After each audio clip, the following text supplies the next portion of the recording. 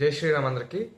చాలామంది క్రైస్తవులు, ముస్లింలు, నాస్తికులు, ఇంకా కమ్యూనిస్టులు, ఇంకా మానవతావాదులు అని చెప్పుకున్న మహామూర్ఖులు వీళ్ళందరూ కూడా హిందూ ధర్మాన్ని నిత్యం దూషిస్తూనే ఉంటారు.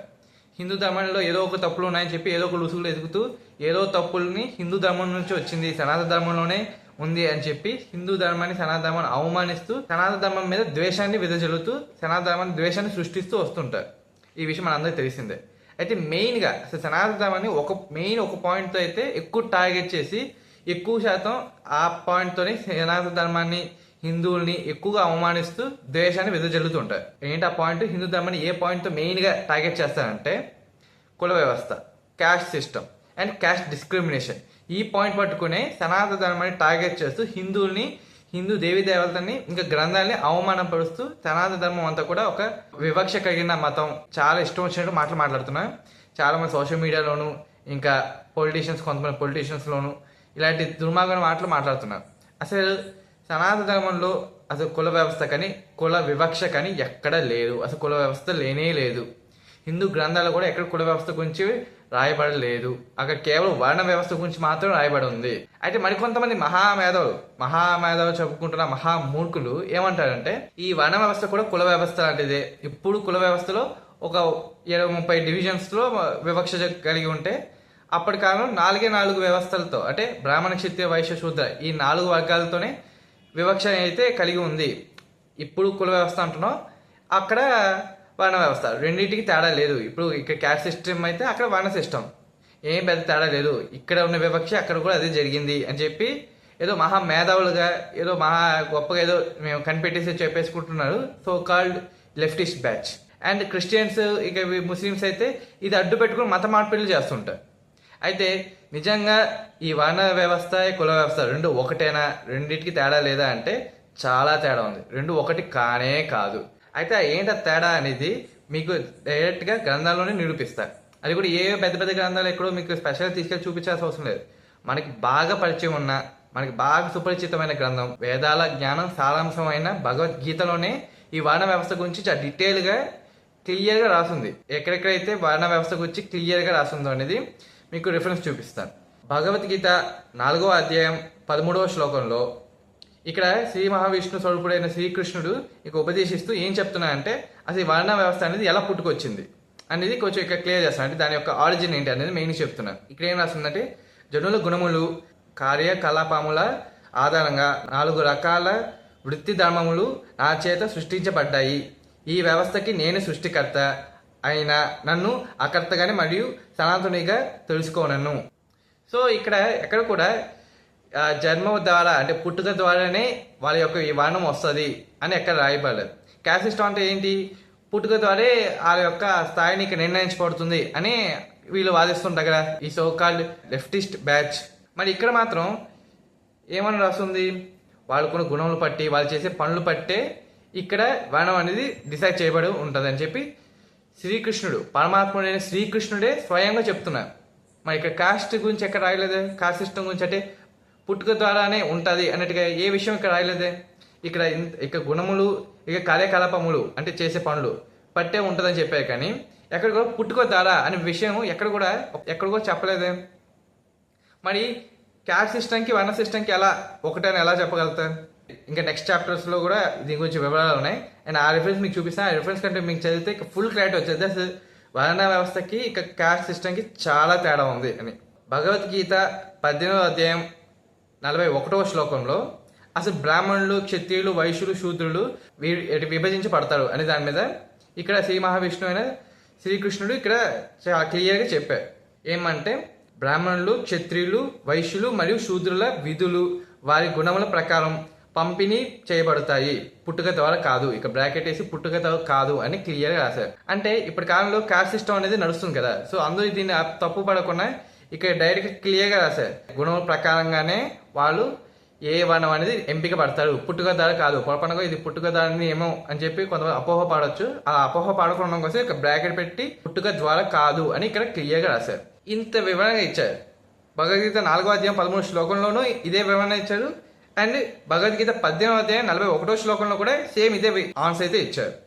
ఎక్కడ కూడా పుట్టుక ద్వారా కాదు ఇక్కడ అని క్లియర్గా తెలిసిపోతుంది. గుణముల గురించి వివరించారు, ఇంకా చేసే పనుల గురించి, అంటే పని ద్వారా ఇక గుణం ద్వారా, అంటే క్యారెక్టర్, క్వాలిటీస్ అండ్ చేసే పనులు, వర్క్, దీన్ని బట్టే వాళ్ళ యొక్క వర్ణ అనేది నిర్ణయించబడుతుంది. శ్రీ మహావిష్ణు స్వరూపుడైన పరమాత్ముడైన శ్రీకృష్ణుడే స్వయంగా ఉపదేశిస్తూ ఆయన భగవద్గీతలో చెప్పారు.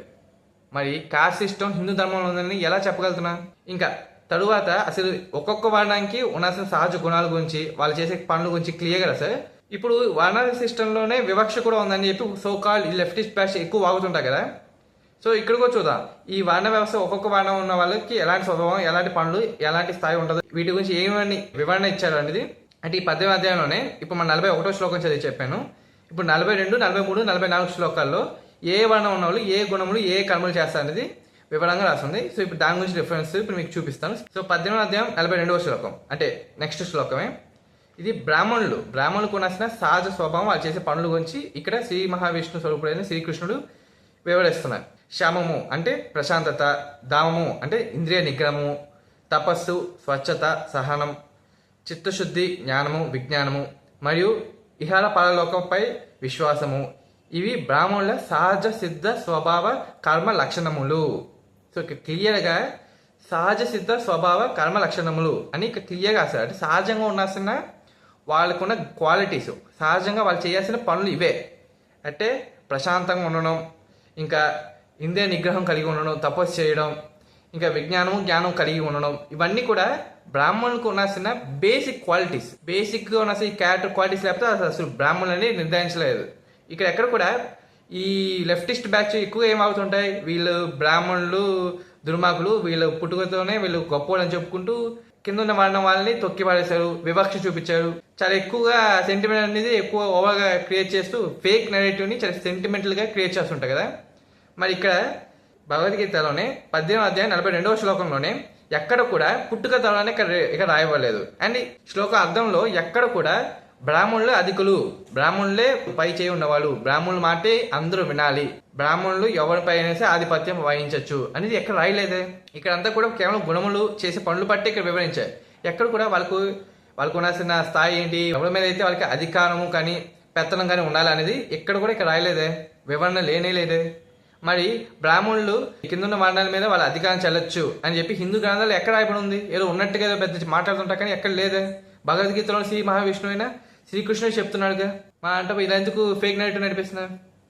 ఇక్కడ మీరు అర్థం చేసుకోవాలి, హిందూ ధర్మం మీద కావాలని ద్వేషాన్ని సృష్టించడం కోసం ఇలాంటి ఫేక్ నెరేటివ్స్ క్రియేట్ చేస్తున్నారు. ఇంకా తదుపరి శ్లోకాల్లోకి వెళ్తే 43వ శ్లోకం ఇది క్షత్రియులకు ఉండాల్సిన ముఖ్యమైన గుణములు కర్మల గురించి ఇక్కడ చెప్తున్నారన్నమాట. శౌర్యము, బలము, ధైర్యము, ఆయుధ విద్యలో నైపుణ్యము, యుద్ధంలో నుండి వెనుతిరగని సంకల్పము, విశాల హృదయంతో గల దయాగుణము మరియు నాయకత్వ సామర్థ్యము, ఇవి క్షత్రియులకు సహజంగా ఉన్న కర్మ లక్షణములు. మళ్ళీ ఇక్కడ క్లియర్గా ఇక ఎవరి వర్ణం కూడా వివరిస్తూ సహజంగా ఉన్న కర్మల గురించి వాళ్ళ యొక్క ఉన్న స్వభావం గురించి చెప్తున్నా కానీ ఇక్కడ కూడా పుట్టుక ద్వారా అనేది అస్సలు రాయలేదు. ఇక్కడ క్షత్రియులు కూడా శౌర్యము, బలము, ధైర్యము, ఆయుధాల పట్ల ఉన్న వాళ్ళకున్న నాలెడ్జ్, లీడర్షిప్ క్వాలిటీషిప్ ఇవన్నీ ఉంటేనే నిర్ధారించబడతారు. ఎక్కడ కూడా వాళ్ళు పుట్టుక ద్వారా అవుతారని చెప్పి ఇక్కడ కూడా రాయబడలేదు. ఇంకా నెక్స్ట్ ఇది లాస్ట్ శ్లోకం అన్నమాట. 44వ శ్లోకంలోనే ఇంకా వైశ్యులు ఇంకా శూద్రులు ఇద్దరు వాళ్ళ యొక్క కర్మలు వాళ్ళకు ఉన్న గుణముల గురించి ఇక్కడ వివరణ ఇచ్చేసామన్నమాట. వ్యవసాయము, పాడి పంటలు మరియు వర్తక వాణిజ్యాలు అనేది వైశ్య గుణములు ఉన్న వారికి సహజ సిద్ధమైన పనులు. అంటే వైశ్యులకి వర్తక వాణిజ్యాలు అనే గుణము కంపల్సరీగా ఉండాల్సిన గుణం అన్నమాట. అంటే వర్తక వాణిజ్యములు అంటే ట్రేడ్, అంటే బిజినెస్ చేసే నాలెడ్జ్. సో బిజినెస్ చేసే నాలెడ్జ్ ఉన్న వాళ్ళు, బాగా వాటి మీద అవగాహన ఉన్న వాళ్ళే ఈ వ్యాపారం అంటే వ్యవసాయం అనేది పాడి పంటలు అనేది చేస్తారన్నమాట. బిజినెస్ అనేది వాళ్ళు మెయిన్ ఏంటంటే బిజినెస్ చేయడం. బిజినెస్ నాలెడ్జ్ ఉన్న వాళ్ళే వైశ్యులు అవుతారు అనేది ఇక్కడ క్లియర్గా కృష్ణుడు చెప్తున్నారు. సో ఇక్కడ కూడా పుట్టుక ద్వారా అనేది వివరణ లేదు. ఇంకా నెక్స్ట్ సో శూద్రులు ఏంటంటే పనులు చేయడం ద్వారా సేవ చేయడం అనేది శూద్ర లక్షణములు కలవారి యొక్క సహజమైన విధి. అంటే ఇక్కడ ఎక్కడ కూడా శూద్రులు పుట్టుక ద్వారానే వాళ్ళు శూద్రులు అవుతారు, శూద్రపుత్రులు శూద్రులే అవుతారు అని ఎక్కడ లేదు. అండ్ శూద్ర స్థాయిలు కింద స్థాయి అన్నట్టుగా ఎక్కడ కూడా రాయబడలేదు. అండ్ బ్రాహ్మణుల పెత్తనంలో వీళ్ళు కింద బ్రతకాలి అనే విషయం కూడా రాయలేదు. ఎక్కడ కూడా ఒకరి కిందనే బ్రతకాలి, బానిసత్వంగా వాళ్ళు బ్రతకాలి అనే విషయాన్ని ఎక్కడ రాయలేదు. ఇక కేవలం పనులు ఇంకా సేవ చేయడం అనేది శూద్రుకున్న లక్షణాలు. ఇవన్నీ సహజమైన విధి వాళ్ళది. అంటే పని చేసుకుంటూ జీవనం కొనసాగించేవాళ్ళు. సాధారణ జీవితం అంటే పని చేసుకుంటున్నాం, జీవితం వస్తుంది, ఇంక జీవితం కొనసాగిస్తారు. అలాంటి వాళ్ళు శూద్రులు అంటారు. ఇప్పుడు సింపుల్గా ఇప్పుడు ఎంప్లాయీ, లేబర్ అంటే ఇదేనా మీకు అవమానమైన మాటలు అనిపిస్తుందా? లేదు కదా. ఎందుకంటే అది ప్రొఫెషన్ పేరు. అలానే అప్పట్లో శూద్రులు అంటే కూడా అదే అర్థం. శూద్ర అంటే శ్రమ పడేవాడు, కార్మికుడు అని అర్థం వస్తుంది. సంస్కృతంలో శూద్ర అంటే ఇదే అర్థం. సంస్కృతం శూద్రం పిలిస్తే మనము ఇక్కడ కార్మికుడు, శ్రమ పడేవాడిని అంటాం. ఇంకేమీ తేడా లేదు.